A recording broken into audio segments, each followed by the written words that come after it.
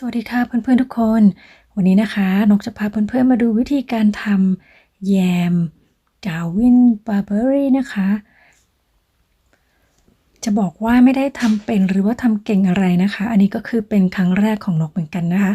ก็จะเป็นการลองทำนะคะอยากรู้เหมือนกันนะคะว่าจะรอดหรือว่าจะร่วงนะคะไปดูกันเลยก่อนอื่นนะคะก็ต้องเอาดาร์วินเบอร์เบอรี่นะคะมาล้างให้สะอาดนะคะทีนี้ลูกมันก็เล็กมากแล้วก็มีก้านมีตุ่มมีใบนะคะมีเขาเรียกอะไรนะคะกลีบของมันนะคะเล็กๆน้อยๆก็มีบ้างก็คัดสรรเอาออกนะคะลูกมันเล็กมากๆเลยค่ะทีนี้จะบอกว่าวันนั้นน่ะนกไม่ได้ตั้งใจที่จะไปเก็บลูกนี้โดยเฉพาะนะคะแต่ว่าบังเอิญเจอนะคะแล้วก็เลยอยากเก็บมานะคะเราไม่มีถุงนะคะไม่ได้เตรียมไปก็จะมีถุงใส่แซนด์วิชไปเล็กๆนะคะแล้ววันนั้นนกก็ไปเก็บราสเบอร์รี่มาด้วยนะคะก็เลยเก็บไอ้ถุงก็เลยเก็บลูกดาร์วินเบอร์เบอรี่นี้นะคะใส่ในถุงเดียวกับราสเบอร์รี่นะคะมันก็เลยทำให้ดูว่าจะเต็มแล้วนะคะแต่ปรากฏว่าได้มาแค่นี้อะค่ะพอออกมาแยกราสเบอร์รี่แล้วก็แยกดาร์วินบาร์เบอรี่แล้วนะคะมันได้แค่นี้นะคะกะด้วยสายตานะคะก็จะประมาณ100 กรัมนะคะพอล้างจนสะอาดแล้วนะคะก็เตรียมน้ำประมาณ200 มิลลิลิตรนะคะแล้วก็ต้มลูกดาร์วินบาร์เบอรี่นี้นะคะให้พอนิ่มนะคะพอนิ่มแล้วเนี่ยก็เอาไปบดนะคะไปบี้ออกนะคะเพื่อที่จะแยกน้ำมันกับเม็ดมันออกนะคะเพราะว่าเม็ดมันมีรสชาติขมนะคะนกลองแล้วนะคะตัวลูกมันเนี่ยเปรี้ยวนะคะแต่เม็ดมันขมนะคะเพราะฉะนั้นแล้วเราก็ต้องใช้กระชอนนะคะ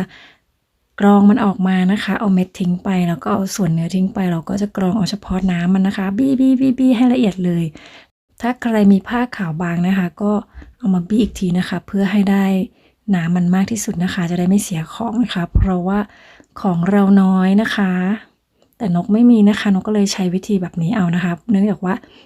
เราไม่ได้อยู่บ้านเราเนาะเราก็ไม่ค่อยได้ทำของพวกนี้นะคะนกก็ไม่มีกระชอนนะคะมีแต่ตัวกรองนี้นะคะแล้วก็ไม่มีผ้าขาวบางด้วยก็ใช้วิธีแบบนี้นะคะโอเคไปดูต่อกันเลยค่ะหลังจากที่กรองเรียบร้อยแล้วนะคะก็เอาน้ำนะคะกลับมาต้มอีกรอบหนึ่งนะคะโดยที่เปิดไฟแรงเลยนะคะเติมน้ำตาลประมาณ4 ช้อนโต๊ะนะคะหรือว่าจะหวานตามใจชอบเลยก็ได้ค่ะแล้วนกก็ใส่น้ำมะนาวไปจี๊ดหนึ่งนะคะนิดเดียวค่ะมีเพียงแค่นี้เองนะคะส่วนผสมแล้วก็ต้มด้วยไฟแรงนะคะต้มด้วยไฟแรงแล้วก็เคี่ยวนะคะประมาณ25 นาทีนะคะให้มันเริ่มจะเหนียวนะคะไม่ต้องเหนียวมากนะคะปิดไฟตั้งไว้ค่ะหลังจากนั้นมันก็จะเซ็ตตัวนะคะก็จะเป็นแยมนะคะแต่ว่านกจะบอกว่านะคะพอดีว่านกทำได้ดูดีมากเลยค่ะแล้วก็กลิ่นหอมนะคะแถมรสชาติดีด้วยนะคะแต่พอดีว่าคุณลูกนะคะเรียกนะคะให้นกไปช่วยอะไรเขาสักอย่างหนึ่งนะคะแล้วนกก็คิดว่าโอเคนะคะมันกำลังได้ที่แล้วนกก็เลยเบาแก๊สไว้สุดเลยนะคะเราก็ตั้งทิ้งไว้แล้วคิดว่าจะไปดูลูกแป๊บหนึ่งนะคะพอกลับมาเท่านั้นละค่ะกลิ่นน้ำตาลไหม้เลยก็สรุปนะคะว่านกก็ล้มเหลวนะคะในการทำแยมเบอร์รี่ครั้งนี้นะคะไม่เป็นไรค่ะก็หวังว่าเดี๋ยวก็จะได้ประสบการณ์นะคะก็ไม่ควรจะตั้งไฟทิ้งไว้นะคะควรจะปิดได้เลยไม่อย่างนั้นนกก็จะได้แยมที่ดีแล้วนะคะเพียงแค่